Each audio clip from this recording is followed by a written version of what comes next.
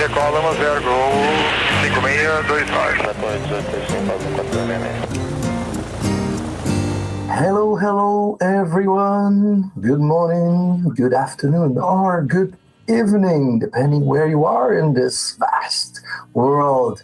This is Felix opening up another episode on this Monday. Oh, yes, today is the 10th of October 22.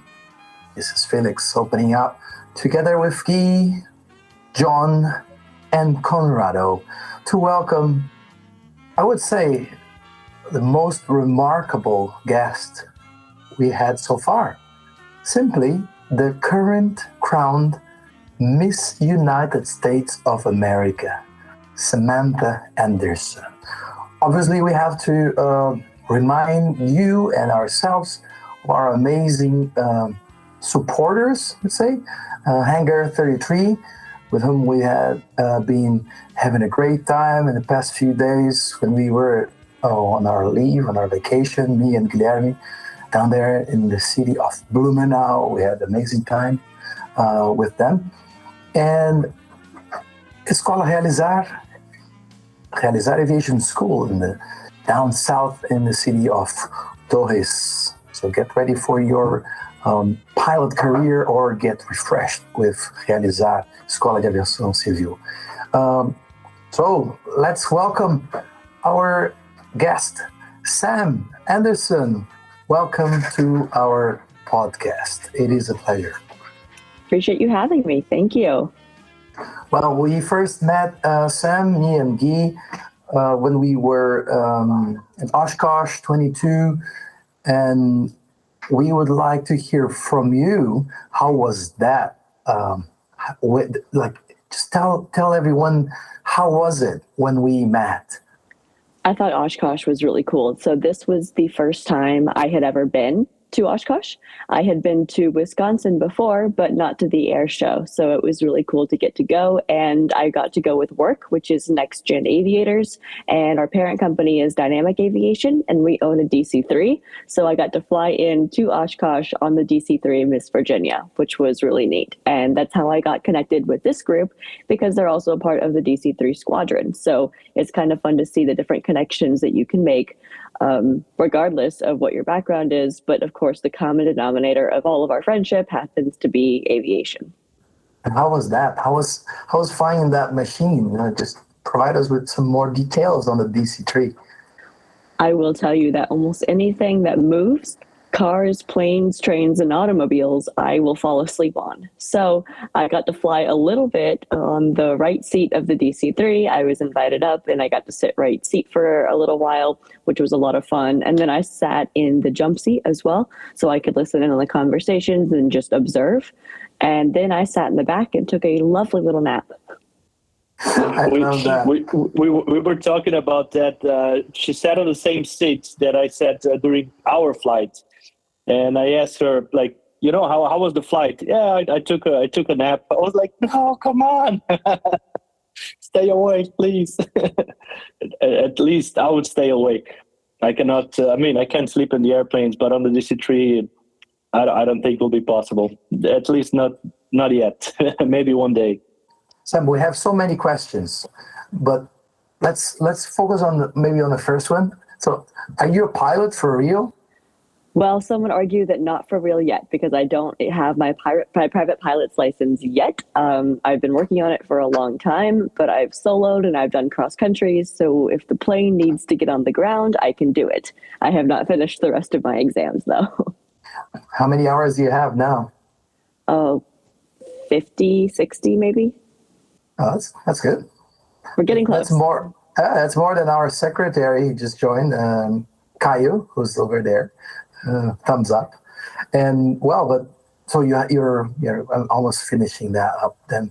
And how was your connection with aviation, Sam? So my parents were pilots. My dad was a helicopter pilot in Vietnam, and he came back and didn't really know what to market as a skill to the rest of the career field. But he had a lot of flight hours under his belt and some really intense flight time. And he really wasn't sure what else to do. So he went to college and met my mom and then taught her how to fly. So it was a really sweet love story that he taught her how to fly, and then she far and surpassed him in her aviation career. She became a Boeing captain for United. She flew the 47, 37, 777, 87, everything you could possibly imagine Boeing.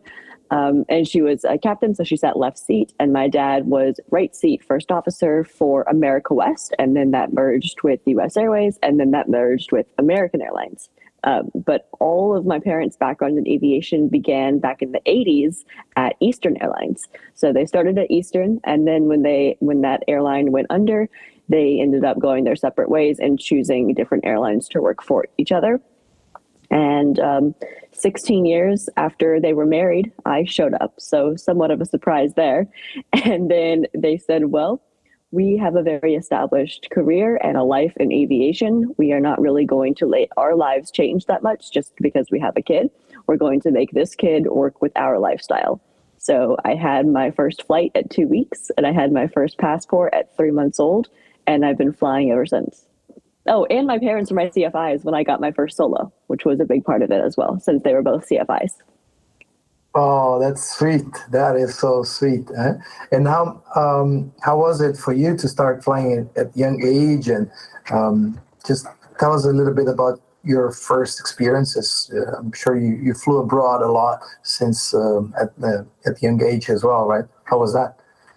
I think probably that's a large part of why I can sleep all the time on anything that moves, is because I just got so used to it as a baby. Like, that movement was very soothing to me. So anything that moves, I'm head back, mouth open, asleep. It's not exactly cute, but it does the job. It also means that I can go anywhere, and a 15-hour flight is not really a big deal. I sleep and I eat, and then we're there and I'm ready to go. Let's hit the adventures, which is quite convenient. My first few flights as a kid, I definitely don't remember. I know I was brought to Georgia in the United States to see my grandparents and that sort of thing. My first international flight, I was about 8. My mom flew us to Beijing. That was a frequent route that she took from SFO to Beijing. And so I remember she was a first officer at the time. And my dad and I's seat were in the back, and we got upgraded. So I'm sitting there as the only 8-year-old in a nicer seat, and I'm poking my dad on the shoulder saying, "That's Mom. I'm so excited that Mom's flying us today." And there's all these businessmen and women around me going, "Shh." Like, they're trying to sleep, they're trying to rest. And I hear my mom coming over, and she's saying, "Ladies and gentlemen, this is your first officer from the flight deck. Just want to let you know that our flight to Beijing is going to be about 14 hours or so," and giving different information about the flight. And I was just over the moon to hear my mom's voice doing that. I thought that was the coolest thing. So growing up, it was cool that both of my parents were pilots, but I never gave it much thought that my dad was also a pilot. It was mostly to do with my mom being a pilot. So I've always been surrounded by women in aviation. And I know that October is a big month for celebrating women and women in aviation. So it's always been a big part of my life. You're just touching the right spot on that one, because we said we want to touch base on this. It's good to have Miss United States talking about Pink October. So yeah, if you want, just put a little bit of that awareness onto that movement right now, just go ahead.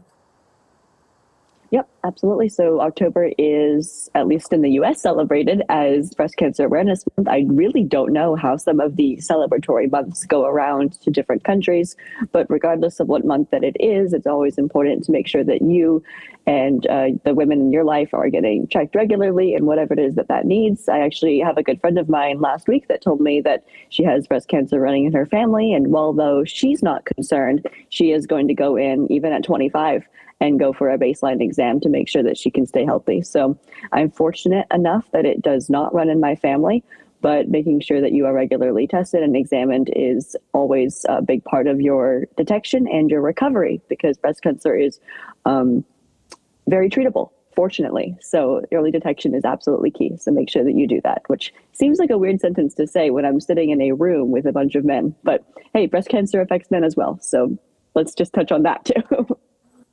Well, so let's come back then. Thank you very much for being that awareness moment in foreign language. So for all the all our audience. I'm sure they're gonna be listening to some of this information in other stations, other programs as well. But yeah, thanks for doing this with us here, Sam, as well.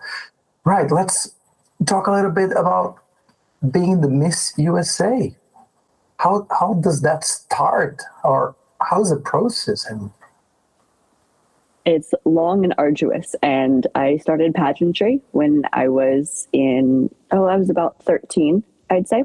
A brochure came to the house and I said, I wanted to do this. And my mom said, fine, we'll get our feet wet, see what we can do.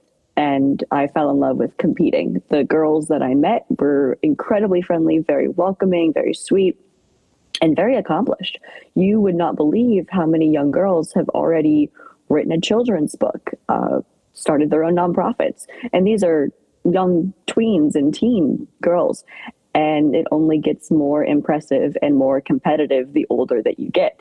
So when I was at Miss United States, I have been competing with that particular system for several years. I began as Miss Teen Arizona 2014, and I went to Miss United States that summer. Did not win, place, or show at all. And then I took a couple of years off and I went to university and I decided I wanted to go back to pageantry. So I decided to compete for Miss Virginia because I was living in Virginia at the time. And I made top 10 and I was very happy with that. But I went to nationals to practice, came back and I won Miss Virginia.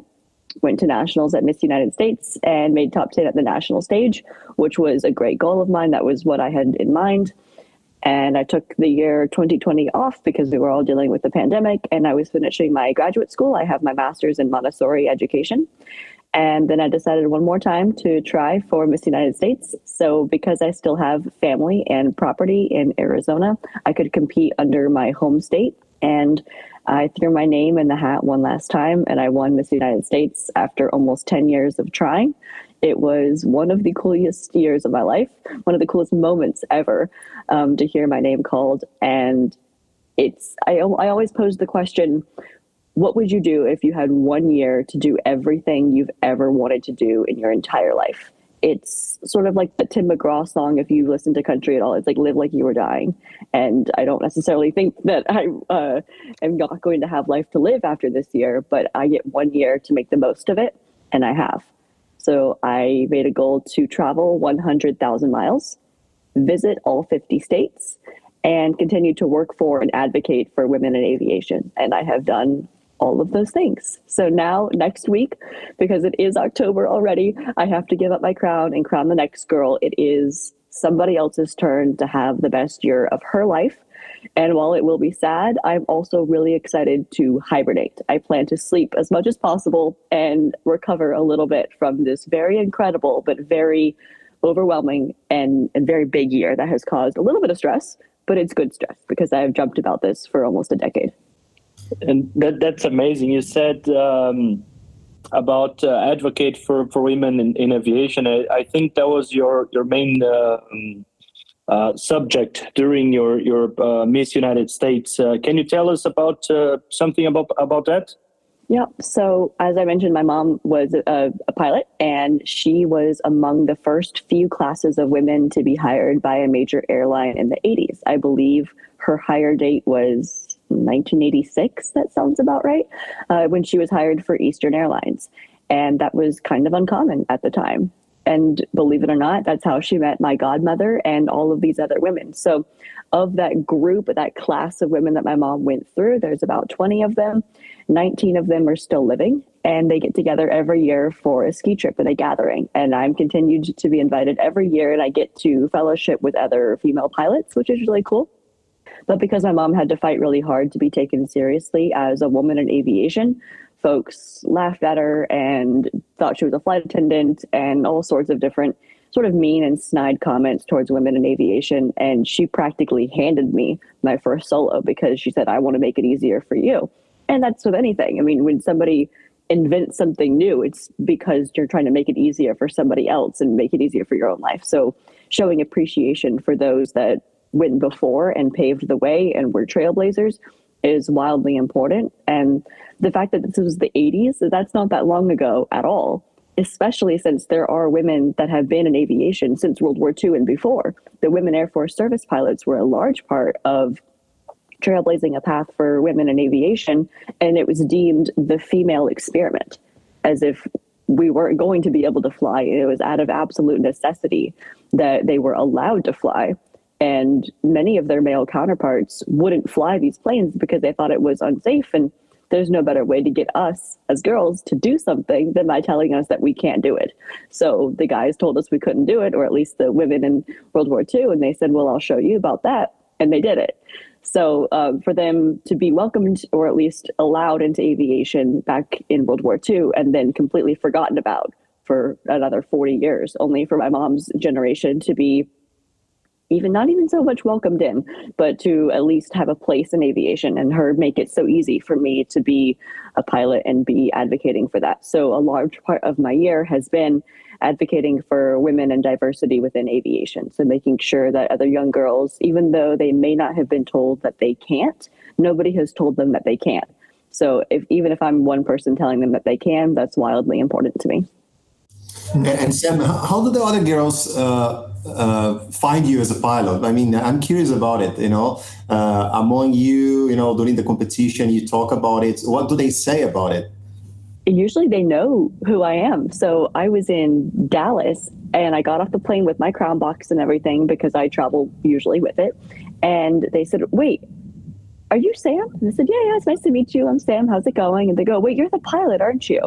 And I think that's really cool that even based on my social media or my email or something that I have had a loose interaction with this person, they knew immediately that Miss United States is the pilot, which I thought was so cool. And they also find it really cool. And every once in a while, there's another young woman that's, maybe she's not an aviator, but she is in some sort of a male-dominated field. And she goes, oh, well, I'm a scientist. That's really cool that you fly planes. I think that's really awesome. Or I'm in the Navy. I don't fly, but I'm around planes all the time. Thanks for doing what you do. And then in turn, I properly thank her as well because she's serving our country in the Navy. So it's really neat to see that women can do both. Another friend of mine, she's also in the Navy, but she does a lot of advocacy for women do both. So she's a fashion designer, she's a model, she's a podcaster, she's also a lieutenant in the Navy. And so advocating that you can have a multifaceted lifestyle, you can do a little bit of everything, because as women, we find ourselves to be somewhat of a chameleon. Some stay at home and have children and have a family, and some fly airplanes and some do both. My parents made it work just fine, having me at home and flying their entire lives internationally. So I don't know how they did it, because after some of these long haul flights, the last thing I'd want to do is take care of like my 3-month-old. So props to all of the career parents out there, regardless of whatever your career is, especially those that require long haul flights and that sort of thing. Props to all of them, because that is a hard job to do. Well, we wanted to connect that with not only parenting, but as a group now. How do you do that? How do you bring that into the next gen movement? And if you could explain a little bit on that, because I think it has to do with what we were saying, right? Only that's not the parents doing it, or not the Miss United States advocating for that cause. But if you could explain what is the relation of dynamic and next gen and the objectives and so on, will be perfect. Yeah. No, I'm not a parent, and I don't know that I plan to be, but I am a teacher, and I was teaching for a little while. As I mentioned, my background is in human development and Montessori education, which I really loved. I was a Montessori child myself, so following the child's actions and offering them opportunities to work with their hands and having a sensorial and tactile experience is really important in those formative years as a young child. So when I volunteered, I had just won Miss United States in October of last year. And in November, I had volunteered with NEXTGEN Aviators as a teacher and as a student pilot. They said they handed me a fuel sump and told me to teach the children that were going through our program how to pre-flight our King Air. So I did. And at the end of the week, they said, do you want a job? And I said, absolutely, I do. But I did just win my dream job. Do you mind if I put that first? And they said, not at all, not a problem. We'd love to have you, which is, it speaks volumes to them and their flexibility and what they're willing to do, because it was not every job would tell you, yeah, go right ahead, please travel 10,000 miles a month and be everywhere all of the time and come attend our meetings via Teams or via Zoom while you are Lord knows where all over the country. For example, last week I was in Australia taking a work meeting at 10 o'clock at night because of the time change. But that's okay. You put dedication where it's important to you. So Dynamic Aviation is our parent company, which is the one that owns the DC-3. And we have a really beautiful fleet of vintage aircraft. The DC-3 is one of them. We're also refurbishing and renovating the first Air Force One, which is really neat. We've got a Stearman and a couple of King Airs and a Beech 18, two of them actually, and all sorts of fun planes in our hangar. So when I do go in person for work, it's like working at the Smithsonian. And except in this Smithsonian, I get to walk through the airplanes and I get to talk to Bob and say, what's happening now? And what are we doing? It's really, really cool. So Dynamic Aviation is, as most other aviation companies, dealing with the shortage in the workforce. And they thought selfishly, the best way that we can solve that is to put more kids into the program. And they realized that not only is that a local, but a national and probably international problem as well. So they created it out of selfish intent, really, but then realized that so many other people need this program to funnel kids through the pipeline of skilled trades in general. So we created NEXTGEN Aviators. And I came in about a year ago. So the program was already about a year and a half old. They had done some beta testing. They had done a lot of the heavy lifting before I walked in, and I was wildly impressed with how organized the whole organization was. It ran like a well-oiled machine. The kids get to work with their hands at the sheet metal station, which of course the Montessorian in me loves. Then they get to work with their hands again at the avionics. They read a simple wiring board and get to light up a runway. Then they walk around a plane and assist in a safety pre-check. So we sample the fuel, we check the ailerons, we check all the rivets and the bolts and the lights and that sort of thing for the safety check of the King Air. Then they go to a simulator. They get about 15 minutes to practice taking off and landing in our trailer sim. CAD. And then CAD engineering is one of the other programs that the kids get to use. And it's really unique that all of these different stations sort of tap into differently wired students. I mean, even in this group of people, you would each be drawn probably to something different. And each of the kids are also drawn to something different. So even if it isn't my favorite station, I see a kid's face when that is their favorite station. And it's so cool because I don't understand it. I don't know anything about engineering. What I do know is sheet metal, and that's what I like. But some kids are so unimpressed by it, and they love the engineering, and vice versa. And then the final and probably the most exciting part is our flight. So they get about 15 minutes to go up in one of our King Airs. They get to don the headset and listen to the pilot communications between each other and between tower, and literally changing the way they see their hometown changes their perspective for what their futures might look like. We do this program in Virginia, and we've done it a lot of places on the eastern seaboard area, and we're hoping to expand this fall, which will be exciting. We're bringing it down to Orlando next week, which will be neat, showing kids all the different opportunities available to them, and changing their vantage point offers them the idea that they can get out. Not that the area that they're in is bad, but that there are opportunities that exceed their county lines, which is really cool to get to be a part of that. So while it isn't teaching necessarily, or even being a parent, it is still mentoring the next generation of aviation, which to me fits beautifully with my family's legacy of aviation, my year as Miss United States, which during this year when I have done events with the kids, I've done it very normally. And then at the end, I say, can we all get a picture? And I bring out my crown and sash. And even the little boys are like, what is that? I don't get it. Like, who is she? And then the little girls are like, oh, really? And you fly? Yeah, do both. And that's kind of the message that I have for most of the young kids. And what is the age of these kids in average? They're between 6th grade and 12th graders. So middle school all the way up to the end of high school. What have you seen in their eyes when they get in contact with aviation? Have you seen some sparkle or something like that? I see sparkles and I see trembling knees. I see a little bit of both, but the kids, usually they have not flown in a plane that's small before. They've usually gotten on an Airbus and headed down to Florida to see grandparents or something, but they've never flown in a small plane. So when they get off, they think it's really cool. And then they're surprised how much they feel, which all of us as pilots know that the smaller the plane, the more you feel. So when I'm doing my flight training in a Cherokee 140, every little movement you can feel, especially on a hot day.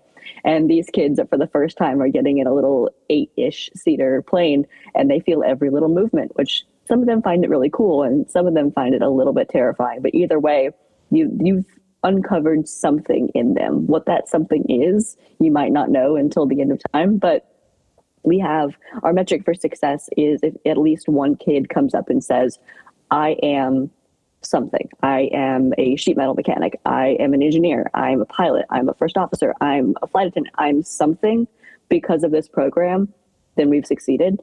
And by that very simple metric, we have already succeeded. We, this past season, had a kid come up to us and say that they are pursuing skilled trades because of an event that we had, which is really cool. Just a little background on this. We met at Oshkosh, and we didn't know about NEXTGEN or dynamic aviation, and fortunately we got to know Bill and Clay and the pilots and you.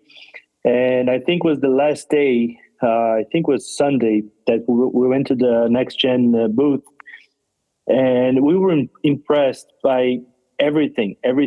They have a huge trailer, I think, with 12 simulators, computers, screens, everything, the yokes.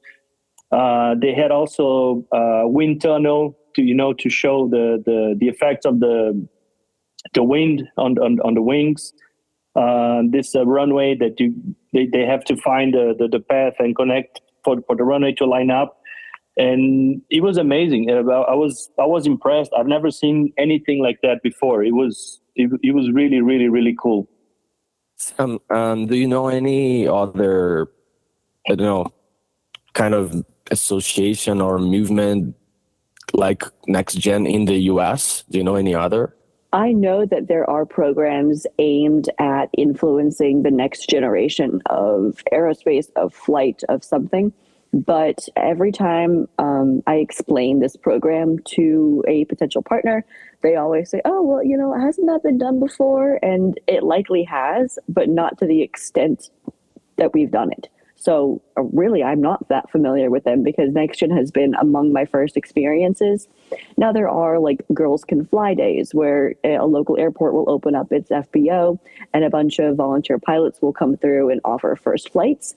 That's actually how one of my colleagues, Kayla, who I know you met at Oshkosh, she got into aviation because of a Girls Can Fly event as well.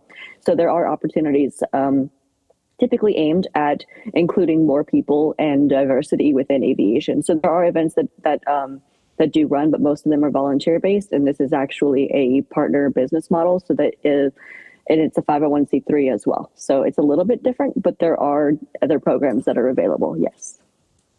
Sam, what happened first? You're crowned as Miss USA first, or you got the job with Dynamic first? I won Miss United States first. I won it about a month, maybe 6 weeks before I got with NEXTGEN Aviators. Yeah, right. Yeah, and then how was that? Like they hired you? Did you go through a selection process for that? How was that? I did. I went through several interviews, especially since that first week that I had volunteered with them. It was almost like a trial interview that I didn't know was an interview. They really just noticed that I was passionate about aviation and particularly interested in talking to the young girls. And, naturally, they did want to show a few more women in aviation. So choosing another young girl that was interested would be a good move. And I got along really well with my colleagues. And by the end of the week, they said, well, it was Thanksgiving by that time.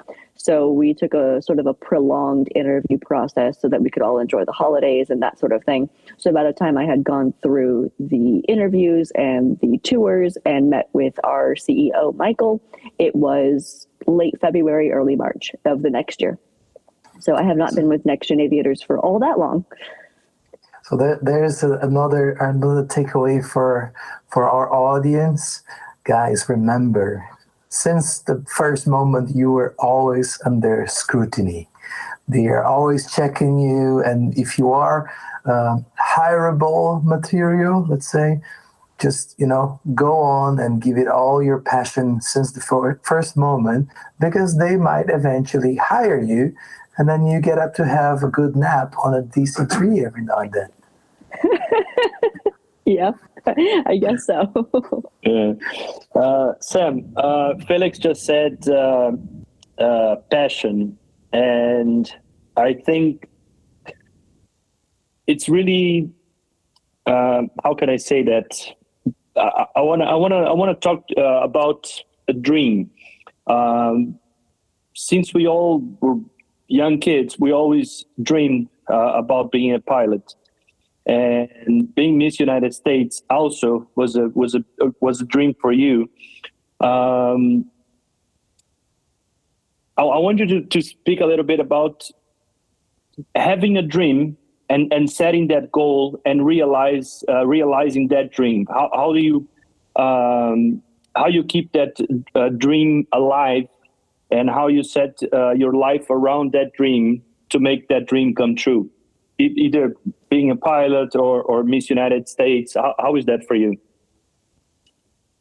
Your dream, so many people have the same dream, whether your dream is to be famous or be a pilot or be Miss United States or Miss USA or Miss America.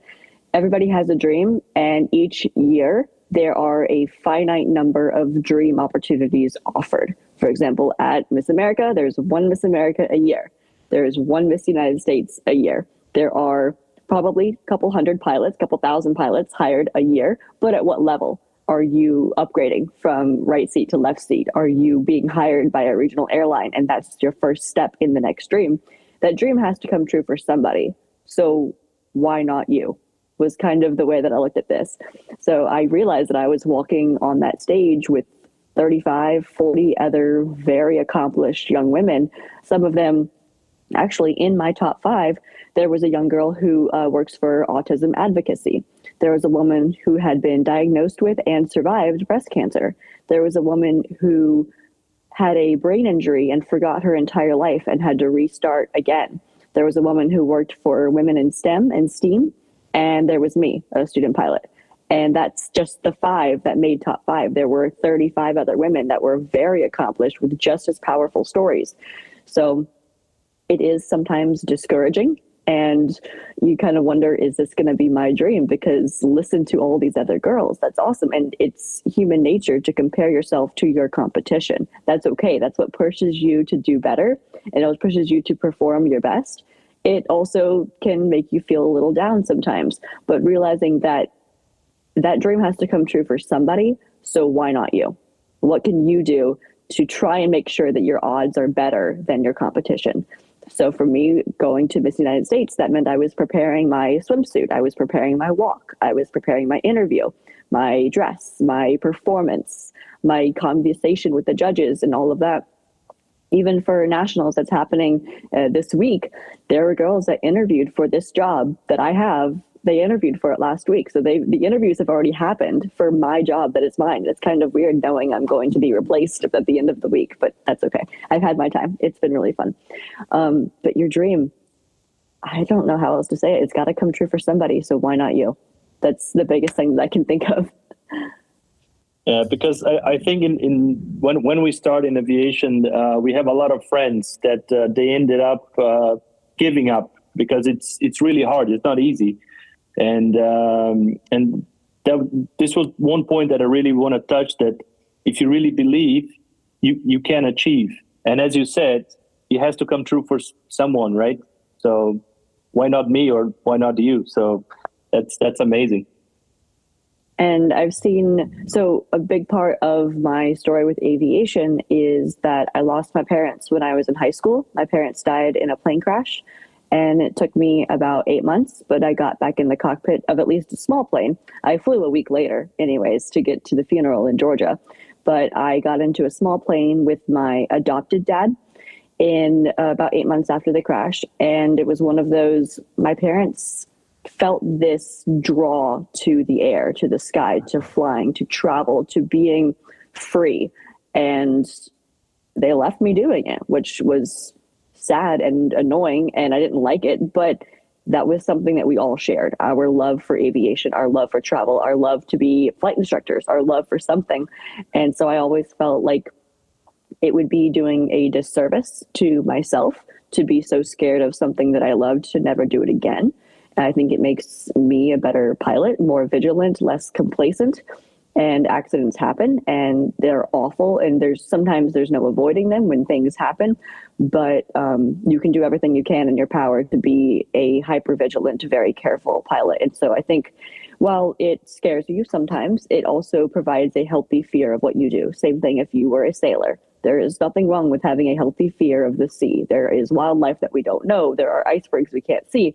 Same thing in the air. You fly through clouds, IFR, and I can't see anything, but you trust what you know. You trust your instruments. That's something that's been drilled into me really deeply these last couple of weeks, is trust your instruments. And I'm sitting out here having flown VFR my entire life, and I'm just looking outside, and then they put the foggles on me, and I can't see much, and it gets a little scary. But it's a healthy fear of something.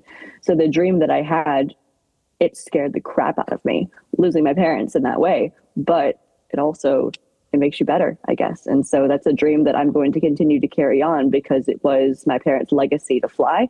And now it's one of my dreams. So it kind of just makes it even that much more fulfilling and rewarding when I achieve the dreams that I've wanted. So my parents actually never saw me win a pageant. When I won Miss Teen Arizona 2014, it was only 2 months after my parents had died. So they never saw me win a pageant. So now every time I compete and every time I fly, it's almost like I do it with them there in some indirect way.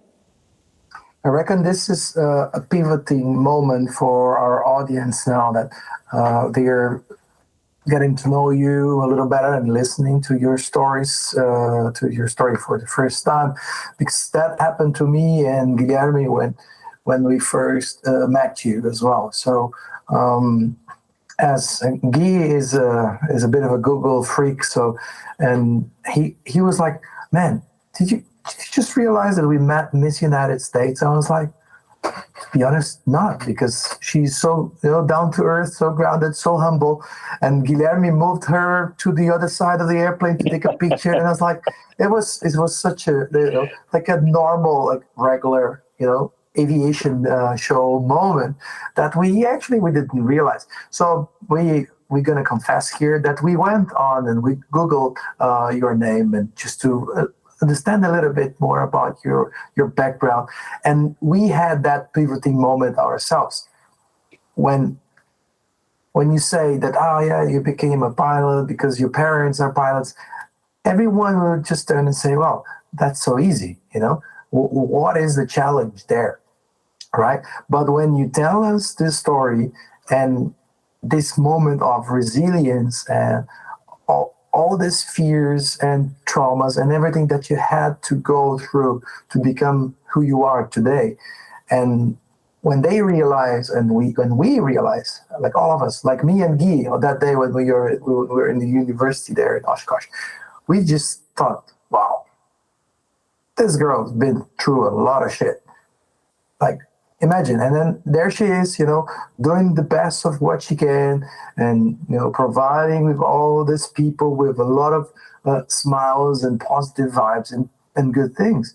So we really have to acknowledge you for that. And I'm pretty sure that all the audience, they are feeling the same, because that's a real great achievement, for you to become a pilot and go through and keep on pressing on those dreams, Well, thank you. I was never going to not fly. So that was kind of the way I look at it a little bit. I was never going to not, so I may as well keep going.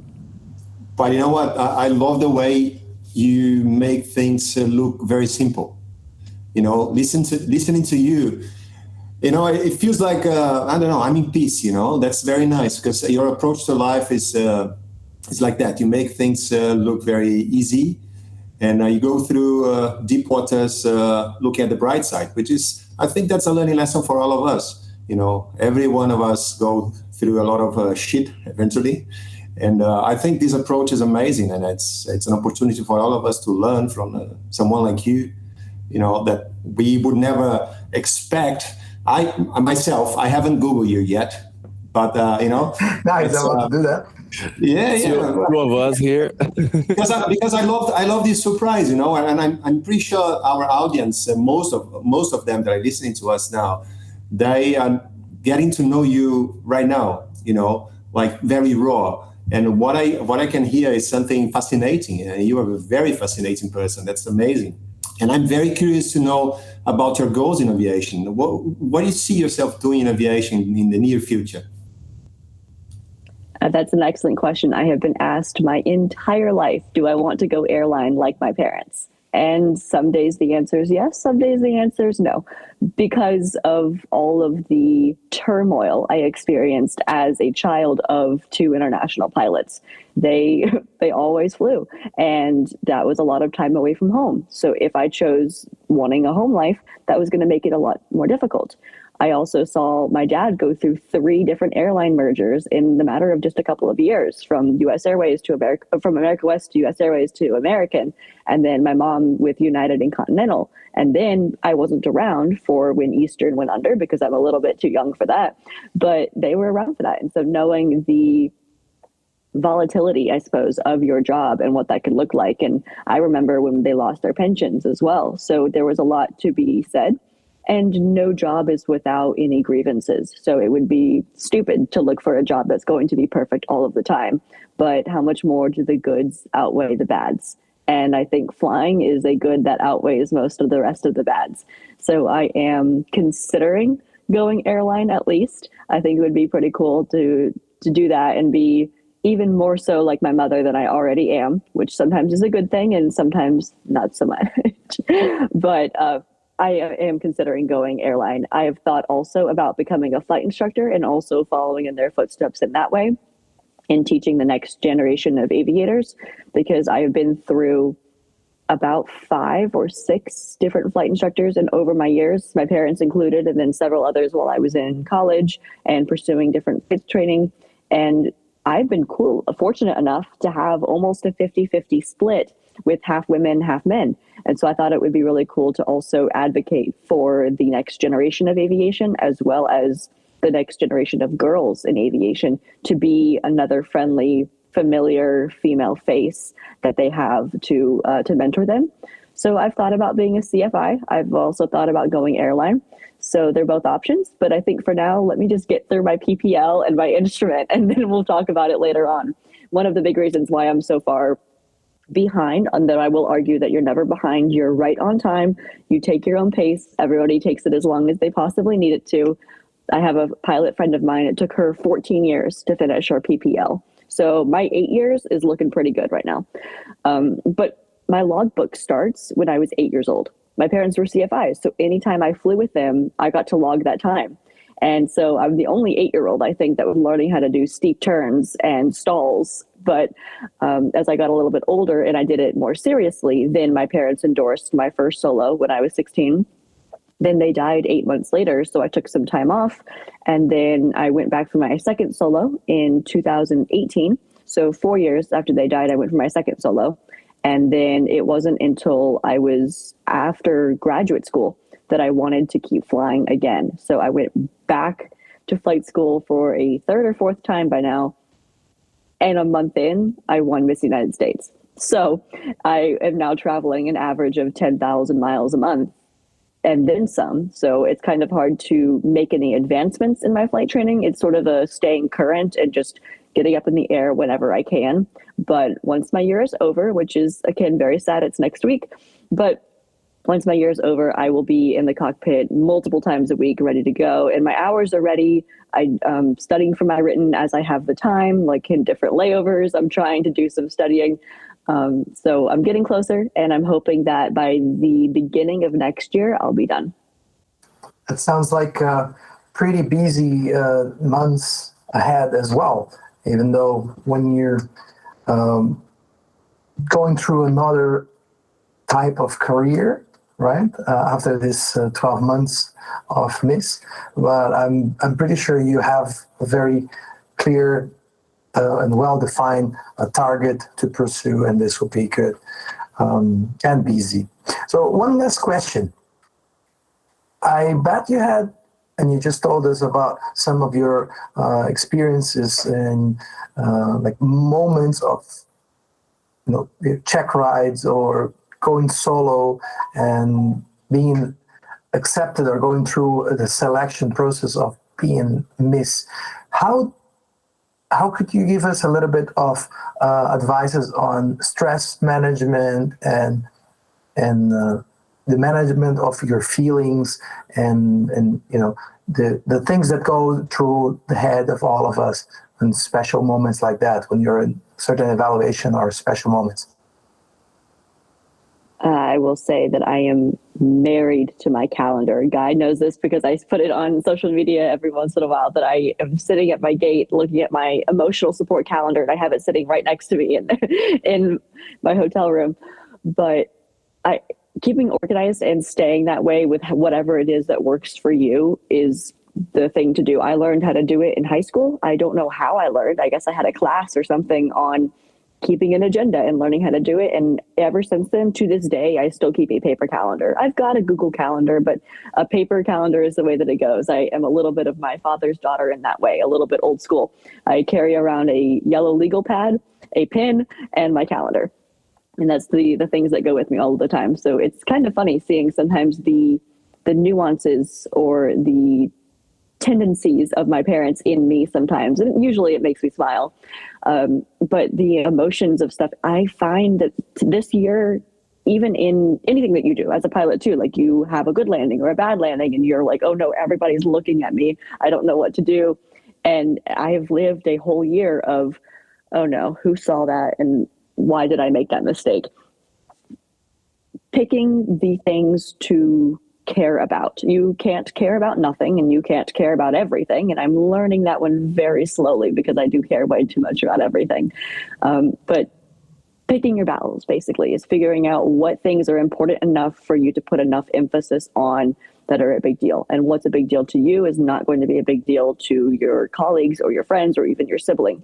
So picking your battles, figuring out what is okay and what is not okay to put enough emphasis on, and only you can decide whether or not that's okay or not. So you have to care enough about something to try at something. So I've always had this theory that the people that don't seem to care about anything and their life kind of just comes together beautifully, and the people that care way too much, they overly stress and overly complicate everything, and it never seems to go right for them. So I had this theory when I went to Miss United States last year, and it was the girl who's you're a group of gentlemen. You may not know that this moment in particular, but when you are getting ready to say the winner of Miss United States or Miss America or something, you're standing side by side and you're usually holding hands with your first runner-up.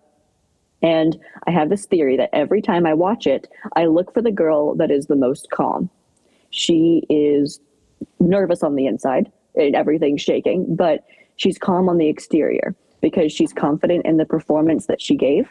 She knows that she gave it her all, and she did what she could do with the cards that she was dealt. So again, putting the right emphasis on the right things that you care about. That's not to say she doesn't care or that she's indifferent about it, because that would mean she doesn't care about it. So why would she be competing for this title? But she cares just enough, and she prepared enough, and she gave the performance that she thinks is worthy of herself, of the judges, of the time, and of the crown. My theory is the one that's the most calm is the one that wins. I have found that to be about 80% true. So I don't know if that has anything to do with regulating your emotions or not, but that's a theory. That's absolutely amazing. That was absolutely amazing. And yes. I think maybe we're gonna talk about the same here, because those are the things you cannot Google, right? So things that like how Miss United States can answer a question that I would like to know, right? And like I'm preparing for my command, and Conrado is a very trained and capable mentor for captains or for first officers transitioning to the left-hand seat. So I wanted to ask you some of this command stuff, right? How do you become a captain, and maybe for like things that you did are similar to things that we face during the upgrade course. Yeah, that's exactly what I would say. It's very, very similar to what I try to pass through. These guys going through the same moment in aviation. It's absolutely brilliant what he said. And when it comes to competition, it always comes to my mind that this calmness that he said. I think it comes from people who are mature enough to understand that you don't compete against someone else. You compete against yourself. Once you are absolutely sure you are 100%, there is no reason to be stressed, no reason to be concerned about it. You did your best, absolutely best. So we don't compete against anyone. It's just us and us. I don't know if you agree with that, but I can see by your head that you absolutely agree with me. But yeah, and there is no reason to be nervous, but that doesn't mean you aren't going to be nervous. It's because you care about your craft, about the way your instructor perceived you. If you were an artist, you'd be nervous about your first opening because you're worried about how your art is perceived, even if you think it's your best. That doesn't really matter. You're still going to be nervous, and I would agree with that. And I've also always said that I don't compete against the other competitors or the other women. I'm competing with them, because we are all bringing something a little bit different to the table. So it's never, and there's going to be one in every crowd that isn't the best, but for the most part, I have found every woman I've competed with be over and beyond helpful and willing to zip you up or offer you lipstick or something that, she, because she's competing against me, would be like, no, I don't want to help you at all because I don't want you to do better than me. But if you're competing with somebody, you recognize that letting her zip in her dress and feel her best is also going to make you do and feel your best as well. So competing with somebody as opposed to against somebody, because even upgrading from right to left seat, for many cases, it's not a one and done job. There are several opportunities for you to do so. And with each captain upgrade class, it's not just you, it's you with your class of people that are upgrading. My Aunt Donna is doing that right now. I don't know if you met her at Oshkosh. My Aunt Donna sat with us at the DC-3 for the second fireworks show, and she is a 787 first officer, and she is about 3 years from retirement, and she's getting ready to go left seat. And I'm like, why? Why are you going to go left seat with 3 years left? And she goes, I've loved what I've done. I've got a great job. I've had a fantastic career, and it's going to kind of be a demotion when I go left seat for this next little bit. I'm going to lose some seniority and on all of that. She goes, but I'm going to kick myself if I don't do it before retirement. So she, even as a 60-something-year-old woman, you're still accomplishing goals in your bucket list. And that's encouraging to me because at 25, I have done a lot of things on my bucket list. I've jumped off of cliffs. I've gone skydiving. I've gone bungee jumping. I've gone parasailing, paragliding, paragliding. I've hit all 50 states. I've seen 30 countries. I've done a lot of things. But there's always something more to do and say and be and experience. So even if I am 65 and I do work for the airlines and I've got 2 more years before the hopeful 67-year retirement, maybe I'll go left seat. I don't know. There's always room for improvement and for growth, and you're never quite done. And I can appreciate the delta, the range of things that you achieve, from the most amazing things and the most boring and less interesting things as being part of a Brazilian podcast, and you go for that as well, and you tick that box. And Felix, I'm glad you said her age, because I was like, it's very impolite, I believe, to ask Miss United States, her age, But I'm glad she said, and according to what she said, it seems that she's over 40. For so many things. No way. But she looks so young, and then we all know that she's only 25. She has a bright future in front of her. That's amazing. Well, Sam, we really appreciate you. Even you are on the other side of the globe with, for us, basically 12-hour time zone difference on your body clock as well. Must be taken a bit of a toll there, and you still decided that you would be part of it. And that's why Conrado, she just sleep on planes and trains and buses because she's always doing stuff and jumping from cliffs and beams and enjoying the most of her life, right? So, Sam, thank you very much for being part of our program. If you want to just drop one last, piece of enlightenment for all of us, go ahead. Oh, wise words to come from somebody at my age, I think, are hard to come by sometimes. So I guess my biggest word of advice would be, we were talked about doing your best earlier. And I had a principal that used to tell me, he was also my volleyball coach. He used to say, good, better, best, never let it rest until your good is better and your better is your very, very best. So I'll leave you with that. There you go. So we hope to see you in the next opportunity, most likely somewhere around Virginia, so that we can go and visit. And we are particularly interested on that Air Force One renovation and restoration. So yeah, maybe we can invite you in some other time to talk a little bit more about that. Right? Yes, guys? that would be really cool. Thank you. Okay, I just want to say something. Felix let me on a spot here. I would like to, let's say, apologize for moving you around the DC-3 to take the photo. But in my defense, the photo was absolutely great. So, anyways, thank you so much for being part of our podcast. And usually when we hear or when we met someone with a great life story, we always think that it was easy to achieve or it was a easy path. And today we made it clear that it's not always like that. So thank you so much for enlightening our lives and sharing your story. It was amazing. Thank you so much.